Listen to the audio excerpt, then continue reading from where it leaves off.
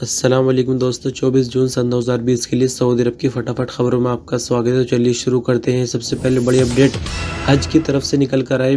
Ministry of हज की तरफ से हज के हवाले से कुछ नए ऐलानात किए गए हैं। मैं आपको एक एक करके आप बताने यहाँ पर जा रहा हूँ। सबसे पहले तो ये कि हज जो है वो लिमिटेड हो रहा है, मतलब सिर्फ 10,000 लोग यानी टोटल 10,000 लोग ही इस बार हज को जा सकेंगे और इसमें से बाहरी एक भी नहीं होगा, मतलब दूसरे मुल्क से एक भी बंदा नहीं आएगा। सऊदी अरब के अंदर से ही 10,000 लोगों का इंतजाम किया जाएगा। और यह एक चीज़ और बता दूं, सबसे पहले जो एम्बेसीज है यहाँ पर सऊदी अरब के अंदर दूसरे देशों की, उनको पहले इनवाइट किया जाएगा। मतलब बड़े बड़े लोगों को पहले इनवाइट किया जाएगा, उसके बाद छोटे लोगों का भी नंबर आएगा, मतलब हम जैसे लोगों का भी नंबर आएगा। और रजिस्ट्रेशन का तरीका जो है वेबसाइट पर है, फॉर्म एक फिल करना है ऑनलाइन ही पेमेंट करना है। लेकिन अभी इसकी कोई डेट निकल कर नहीं आई है। जैसी डेट आएगी फौरन आपको बताया जाएगा। और ये आपको एक चीज़ और बता दें, अगर आपका सिलेक्शन हो जाता है और आप हज पर जाते हैं तो आपको काफ़ी तरह के टेस्ट से गुजरना होगा कोरोना वायरस के हवाले से।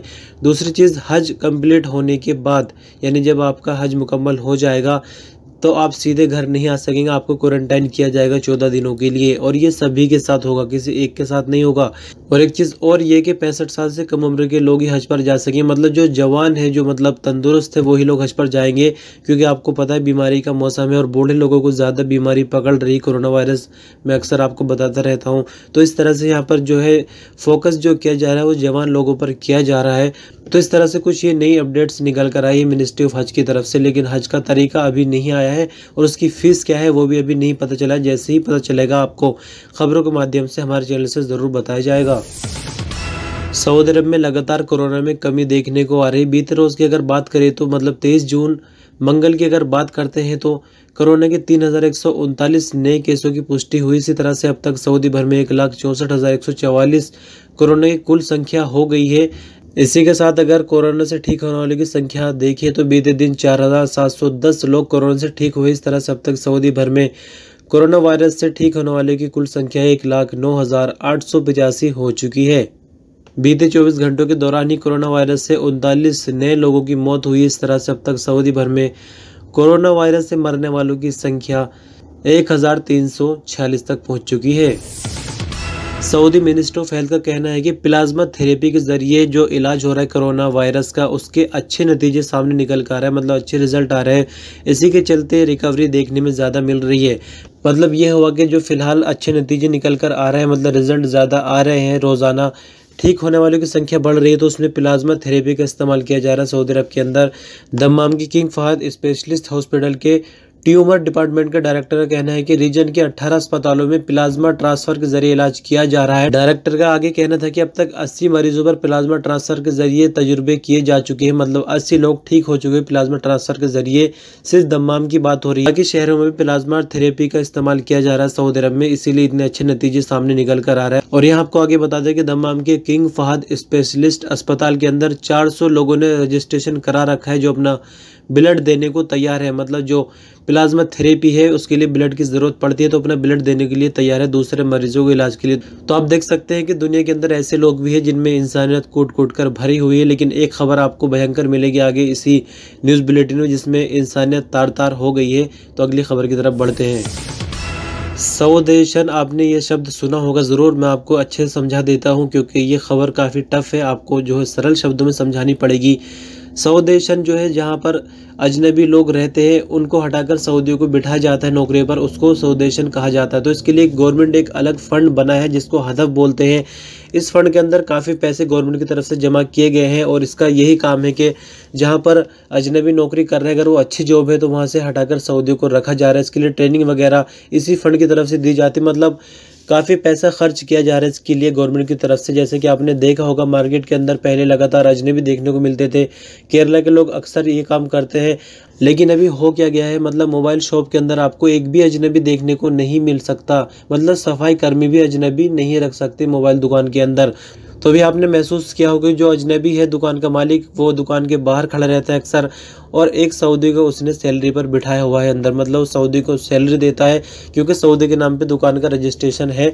तो इस तरह से यहाँ पर काफ़ी नियम देखने को नए नए मिल रहे हैं। और ये सऊदेशन सिर्फ मोबाइल सेक्टर में नहीं हुई, काफ़ी सेक्टर्स में हुई है। मैंने आपको सिर्फ एक एग्जाम्पल दे के समझाया, जो लोग पहले से नहीं जानते हैं उनके लिए मैंने इतना लंबा एग्जाम्पल दिया है। तो यहाँ मैं आपको बता दूँ कि साल 2020 के पहले 3 महीनों के दौरान कितनी सऊदेशन हुई है। तो साल 2020 की पहली 3 महीनों के दौरान 20.37% सौदेशन हुई है। इनमें 66.78% मर्द और 33.62% औरतें हैं। मतलब प्राइवेट सेक्टर में इतने लोगों को जॉब मिल गई सऊदी अरब के अंदर। इसी के साथ हदफ का कहना है, मतलब जो हदफ फंड बनाया गया है इसके लिए, उसका कहना है कि अगर इसका रेशियो देखा जाए, मतलब इसका अनुपात देखा जाए तो 24.1% ईस्टर्न रीजन में है, रियाज के अंदर 20.72% है, उसी के साथ मक्का मुकर्रमा 20.46% है अनुपात के हिसाब से अगर देखा जाए तो टोटल जो सऊदेशन हुई है इस साल वो 20.37% है। तो इस तरह से मैंने आपको सऊदेशन के बारे में समझाया, उम्मीद है कि आप समझ गए होंगे। अगली खबर देखते हैं।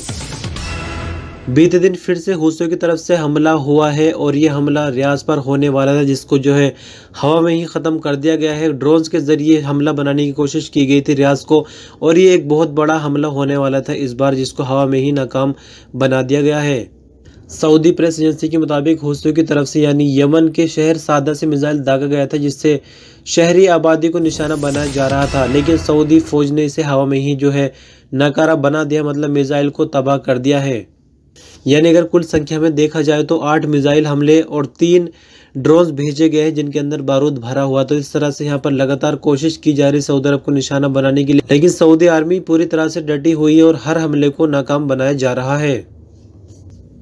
और जैसा कि मैंने आपको पहले बताया था कि इंसानियत को तार तार करने वाली खबर आपको आगे देखने को मिलेगी, तो वो खबर आ गई। तो यहाँ मैं खबर शुरू करने से पहले आपको बता दूं कि सऊदी अरब के शहर अबहा की ये बात है। एक सऊदी शहरी नवाफ बिन हसन ने एक दूसरे सऊदी हुसैन बिन अली असेरी को अपनी गाड़ी से कुचला अच्छी तरह से, फिर उसके बाद वो उसकी लाश को उठाकर कहीं जंगल में वीराने में ले गया और उसकी आग को पेट्रोल डालकर पूरी तरह से आग लगाकर उसको खत्म कर दिया। मतलब इस सऊदी जालिम को उससे किसी बात पर कोई झगड़ा चल रहा होगा, तो पहले इसने अपनी गाड़ी से बुरी तरह से उस बंदे को कुचला, फिर उसके बाद उसकी अधमरी लाश को गाड़ी में अपनी लोड करता है, फिर किसी जगह वीराने में ले गया और वहाँ उसकी बॉडी को पूरी तरह से आग लगा दिया। तो इस तरह से जब मामला पुलिस के पास पहुंचता है तो पुलिस ने तहकीकात की और इसको गिरफ्तार कर लिया। उसने अपने जुर्म का इकबाल कर लिया, मतलब जो इसने गुनाह किया था उसको कबूल कर लिया। इसके बाद कोर्ट में मुकदमा चलता है और इस पर कसास की सज़ा सुनाई गई, मतलब गर्दन काटने की सज़ा सुनाई गई। उसके बाद अपील कोर्ट में भी मुकदमा पहुंचा, लेकिन वहां से भी जो है सज़ा बरकरार रखी गई। उसके बाद रॉयल हाउस यानी किंग सलमान के पास ये फाइल पहुंचती है, तो वहां से भी साइन कर दी गई कि मौत की सज़ा होनी ही होनी है। तो इस तरह से यहाँ पर जब बिल्कुल फाइनल हो गया कि अब मौत की सज़ा होनी है, तो इस बंदे का जो है सर काट दिया गया, जिसने दूसरे बंदे को गाड़ी से कुचला था और फिर उसकी बॉडी में आग लगाई थी। सर कलम करके इसको सज़ा दे दी गई है। सऊदी अरब में भले ही लॉकडाउन हट गया हो, लेकिन चेकिंग का सिलसिला बहुत ज़्यादा बढ़ गया है। कल की वीडियो में आपने देखा होगा मक्का मुकर्रमा और जद्दा से ऐसी खबर सामने आई थी। अब यहाँ ताइफ से ऐसी खबर है। यहाँ ताइफ पुलिस ने सिक्योरिटी डिपार्टमेंट के साथ मिलकर मार्केट के दौरे किए, जिसमें दुकानों की भी चेकिंग की गई है और आम लोगों की भी चेकिंग की गई। यहाँ मैं आपको बता दूं, खबर के मुताबिक बताया गया है कि काफ़ी बड़ी संख्या में सऊदियों और फिर अजनबियों पर चालान हुए हैं नोज मास्क न लगाने की वजह से। तो यहाँ मैं आपको फिर से याद दिला दूं कि 1000 रियाल का जुर्माना है और नोज मास्क आपको हर हाल में लगा कर रखना है। नोज मास्क किसी भी तरह का हो सकता है, इसमें क्वालिटी कोई नहीं देखी जा रही, बस आपका नाक और मुंह ढका होना चाहिए। तो इस तरह से काफ़ी सख्त चेकिंग जो है सऊदी अरब में हो चुकी है शुरू, तो आपको एहतियात करना ज़रूरी है और सेहत के हवाले से भी काफ़ी ज़रूरी हो गया है। जिस तरह से पूरी दुनिया में कोरोना वायरस को लेकर एक के बाद एक देश में लॉकडाउन का सिलसिला चलता गया और काफ़ी हाहाकार मच गया दुनिया के अंदर खाने पीने की चीज़ों को लेकर, खासकर स्टॉक ख़त्म हो गए देशों में। तो यहाँ मैं आपको बता दूं कि Saudi minister of environment, agriculture and water, मतलब जो कृषि विभाग से संबंध रखते हैं, उसके मिनिस्टर अब्दुल रहमान अल फजली, उन्होंने कहा कि हमने ऐसा सिस्टम बनाया था सऊदी अरब में, मतलब ऐसा निज़ाम तैयार किया था कि किसी भी तरह की कोई टेंशन ना हो, मतलब किसी तरह की भी कोई कमी ना हो मार्केट के अंदर। चाहे लॉकडाउन 6 महीने भी लगता तो यहाँ पर किसी तरह की कोई परेशानी नहीं आती। तो उन्होंने कहा है कि लॉकडाउन का पूरा टाइम बिल्कुल अच्छे से गुजरा सऊदी अरब में, किसी भी तरह की कोई हाहाकार नहीं मची है। सभी मार्केटों के अंदर सभी चीज़ें हर टाइम उपलब्ध रही। यहाँ मैं आपको बता दूं कि इन्होंने आगे बताया कि सऊदी अरब के अंदर इस वक्त भी यानी फिलहाल भी 3.3 मिलियन टन से ज़्यादा का आटा और गेहूं मौजूद है सऊदी अरब के स्टॉक के अंदर। तो इस तरह से ये खबर थी एग्रीकल्चर मिनिस्टर की तरफ से, लेकिन अगर इसको देखा जाए तो ग्राउंड लेवल पर भी ये चीज़ देखने को मिली, किसी भी तरह की किसी भी चीज़ की कोई कमी नहीं मिली, लेकिन रेट में थोड़ा बहुत फ़र्क ज़रूर देखने को आया था, लेकिन सब कुछ नॉर्मल रहा। और आज के इस न्यूज़ बुलेटिन की आखिरी खबर मक्का मुकर्रमा शहर से है। मक्का मुकर्रमा के हरा जनरल अस्पताल में कोरोना की एक मरीजों को फिर से डिलीवरी हुई है और डिलीवरी बिल्कुल सही सलामत हुई। बच्चे को कोई भी सिम्टम्स कोरोना का नहीं है। यहाँ आपको पूरी खबर के मुताबिक बता दें कि 26 साल की बांग्लादेशी औरत को हरा जनरल अस्पताल की इमरजेंसी वार्ड में लाया गया, जिनको डिलीवरी होनी थी, मतलब पूरा टाइम उनका चल रहा था। और जैसे ही उनकी रिपोर्ट चेक की तो उनको कोविड-19 था। तो इसी के साथ डॉक्टरों की टीम ने हाईलाइट कर दिया पूरे स्टाफ को और काफ़ी सावधानी के दौरान जो है उनकी डिलीवरी कराई गई और बच्चे के टेस्ट वगैरह सब कुछ कर लिए गए। बच्चे को कुछ भी नहीं है, बच्चा सही सलामत है और कोरोना बिल्कुल भी नहीं, ना ही कोई सिम्टम्स है। तो आप देख सकते हैं कुदरत का निज़ाम कैसा है। माँ को जो है कोरोना है, लेकिन आप देख सकते हैं बच्चा काफ़ी लंबे टाइम तक माँ के पेट के अंदर है, लेकिन कुछ भी नहीं हो रहा है। तो कुदरत का निज़ाम देखिए। और ऐसा मामला पहले भी सऊदी अरब में देखने को मिला है और शहरों में, लेकिन इसी अस्पताल के अंदर ये दूसरा मामला है। पहले एक सऊदी औरत की डिलीवरी हुई थी, उनको भी कोविड-19 था और बच्चा सही सलामत हुआ था। तो इस तरह से खबरों का सिलसिला बस यही ख़त्म होता है। लेकिन आप यहाँ कमेंट में ये बता सकते हैं कि सबसे ज़्यादा अच्छी खबर आपको कौन सी लगी, नंबर लिखकर, ताकि मुझे आपके इंटरेस्ट का पता चले और फिर खबरें उसी तरह से बनाई जाए। मतलब ज़्यादा से ज़्यादा वही खबरें शामिल की जाए जिसमें आपका इंटरेस्ट हो। तो आप आज भी लिख दीजिए और इंशाल्लाह रोज़ लिखा कीजिए। मैं रोज़ आपको याद दिलाया करूँगा कि आपको कौन सी खबर ज़्यादा अच्छी लगी। तो एक सर्वे टाइप सा रोज़ाना हो जाया करेगा और आपके इंटरेस्ट को जानने का मुझे मौका मिलेगा इस बहाने। तो आप इस वीडियो पर बने रहिए। इसका शुक्रिया। अपना ख्याल रखिए। अल्लाह हाफिज़।